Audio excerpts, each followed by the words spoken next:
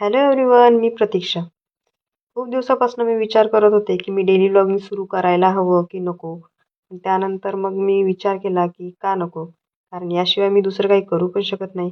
आता माझी सिच्युएशन अशी आहे की माझ्याकडे दुसरा काही ऑप्शन पण नाही आहे आणि मला हे आवडतं आणि मला हे छान वाटतं करायला. मग काय फायनली विचार केला आणि हे सुरू केलं. तर 2-3 दिवसापासून मी माझे डेली व्लॉग्स अपलोड करते आहे आणि मला मला तरी खूप छान वाटतंय.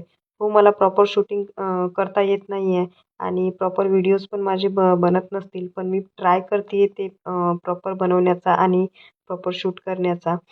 काही क्लिप्स मिस होऊन जातात आणि काही जे काही दाखवायचं असते ते राहून जातं.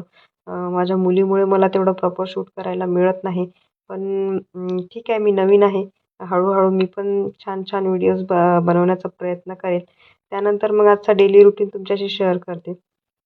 आजचं रुटीन एकदम नॉर्मलच होता. आज योगा काही करायला जमलं नाही. मग म्हटलं आज जेवायला खिचडीच करूया. मग खिचडी बनवून घेतली आणि त्यानंतर मग सायंकाळी आम्ही फिरायला निघालो. फिरायला आम्ही गेलो होतो हावगी स्वामीच्या जत्रेमध्ये. तिकडे अ, असं खूप छान मस्त असं जत्रा लागलेली होती आणि त्यानंतर मग बाहेरूनच बघितलं की तिकडे गर्दी अशी प्रचंड झालेली होती. मग काय आतमध्ये जाण्याची आमची हिंमतच झाली नाही आणि बाहेरूनच आम्ही बघितलं आणि आम्हाला जे काही घ्यायचं होतं ते घेतलं. त्यानंतर मग श्रीषाला असा एक मोठा बलून तिच्या पप्पांनी घेऊन दिला होता. त्यात ती खूप जास्त खुश झाली.